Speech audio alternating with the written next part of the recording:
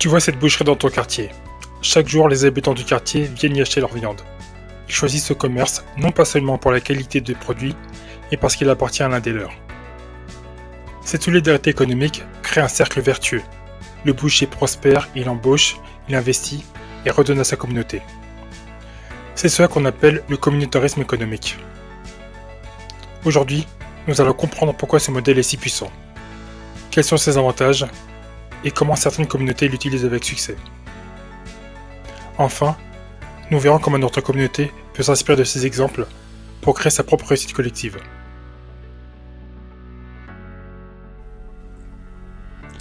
Bonjour et bienvenue sur cette nouvelle vidéo du Profil Noir.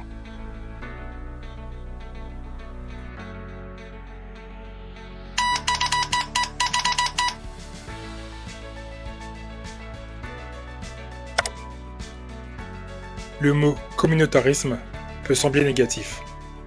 On peut l'associer à un enfermement, à une coupure avec la société. Mais appliqué à l'économie, il prend tout autre sens. Le communautarisme économique, c'est soutenir ses membres financièrement.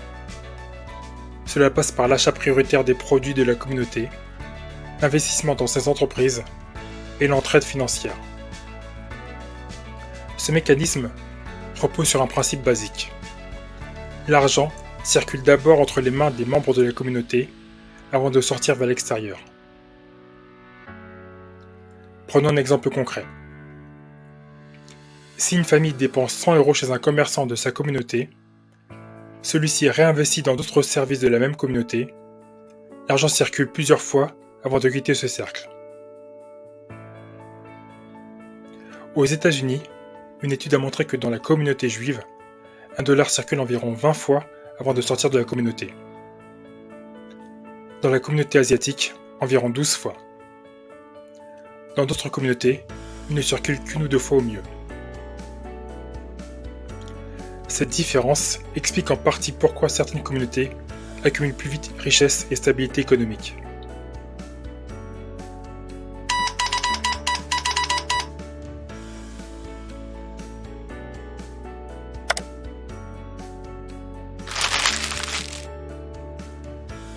Le premier avantage est évident. La richesse reste dans le groupe. Au lieu de partir immédiatement dans d'autres mains, l'argent travaille à l'intérieur de la communauté. Résultat, plus d'entreprises locales, plus d'emplois, une plus grande stabilité économique. Ce n'est pas seulement une question de réussite individuelle, mais bien de stratégie collective. En France, les Asiatiques du Sud-Est ont beaucoup moins recours au logement social, moins de 15%, soit 3 ou 4 fois moins que les personnes du Maghreb ou de l'Afrique subsaharienne. Cela reflète une capacité relative à épargner ou investir localement. Deuxième avantage, la sécurité. Une communauté organisée économiquement protège ses membres. Celui qui perd son emploi peut compter sur un réseau pour rebondir. Chez les communautés asiatiques, il existe souvent des associations de prêts tournants, à l'image des tantines chez nous. Chacun verse une somme chaque mois, et à tour de rôle, un membre reçoit l'ensemble.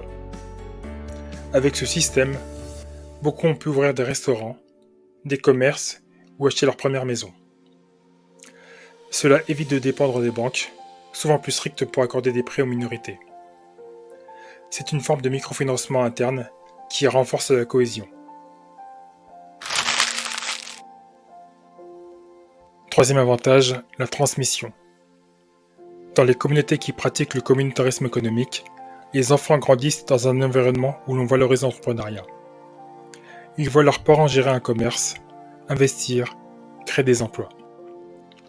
Ils apprennent que l'argent peut être un outil collectif et pas seulement une consommation individuelle. Cette mentalité se transmet et elle crée une dynamique durable.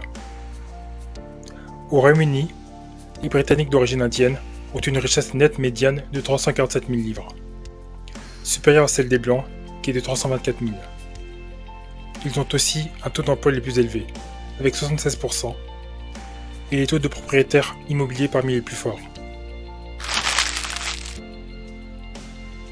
Dernier avantage, l'influence. Une communauté économiquement forte pèse sur les décisions politiques et sociales. Elle est écoutée parce qu'elle détient un poids financier. C'est visible dans la communauté juive, qui soutient activement des organisations, des écoles et même des campagnes politiques. Ou encore dans les communautés asiatiques, qui investissent massivement dans l'immobilier et influencent ainsi les villes où elles vivent.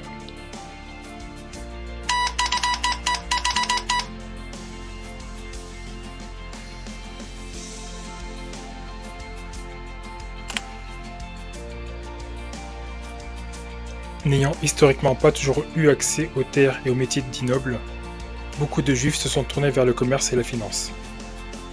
Mais ce n'est pas seulement une adaptation, c'est aussi une stratégie de survie. Se soutenir mutuellement pour ne jamais dépendre totalement des autres.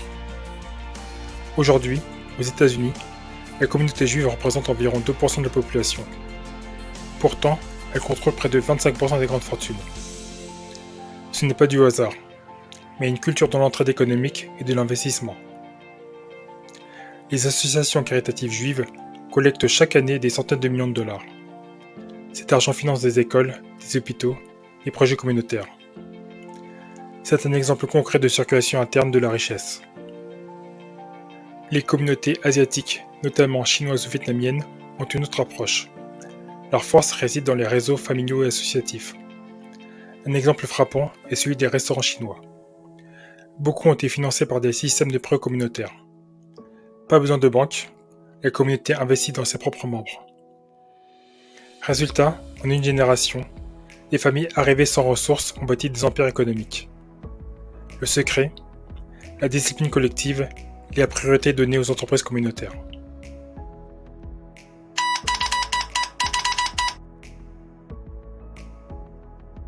Maintenant, la question est simple. Comment appliquer ces principes ? Beaucoup de communautés, dont la nôtre, pourraient s'en inspirer. Le premier pas, c'est apprendre à consommer chez soi avant d'aller ailleurs. Acheter les produits et services de la communauté, même si parfois ils coûtent un peu plus cher. Mais il faut préciser que ces services ou ces produits doivent être de bonne qualité. On a malheureusement tendance à avoir chez nous des personnes qui fournissent des prestations inférieures aux standards habituels. Cela demande un changement de mentalité. Car trop souvent, on cherche la reconnaissance à travers la consommation extérieure au lieu de valoriser nos propres talents.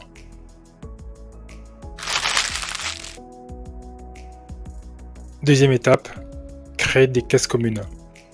Cela peut être des associations de prêts tournants, des coopératives d'épargne ou même des banques communautaires.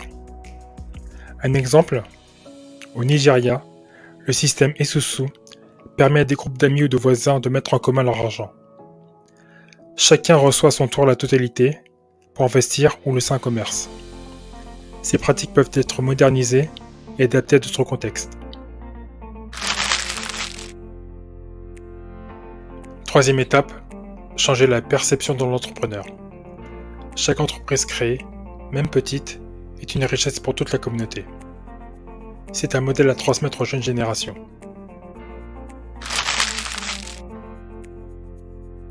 Enfin, aucun développement économique durable n'est possible sans éducation. Les communautés qui réussissent sont celles qui investissent massivement dans la formation de leurs enfants.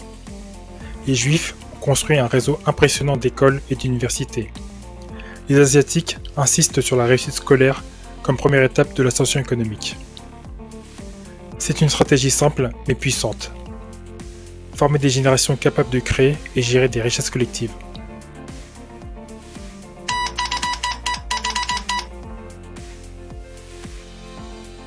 Avant de conclure, il faut aussi être honnête. Le communautarisme économique peut avoir des effets négatifs s'il est mal compris. Il ne doit pas conduire à l'exclusion des autres. Il ne doit pas isoler la communauté. Il doit rester ouvert en gardant des ponts avec la société globale. Le but n'est pas de créer des ghettos économiques, mais d'avoir une base solide pour mieux s'intégrer et peser dans la société. Le communautarisme économique, c'est loin d'être un enfermement. C'est un outil de puissance collective. Il permet de conserver la richesse, de protéger les membres, de transmettre et d'influencer. Les communautés juives et asiatiques en sont des exemples vivants. Elles montrent qu'avec de la discipline, de la solidarité et une vision, il est possible de bâtir une prospérité durable. Alors, la question que chacun de nous devrait se poser est simple. Que faisons-nous, nous, de notre argent? Est-ce qu'il construit notre communauté ou est-ce qu'il enrichit seulement les autres? Car au fond, l'économie n'est pas seulement une affaire de chiffres, c'est une affaire de choix collectif, de solidarité et de vision. Si tu es resté jusqu'à la fin de cette vidéo, merci de l'avoir regardée. Si tu l'as apprécié, n'hésite pas à mettre un like, un commentaire et à t'abonner. Cela permet de rendre les vidéos plus visibles pour l'algorithme de YouTube.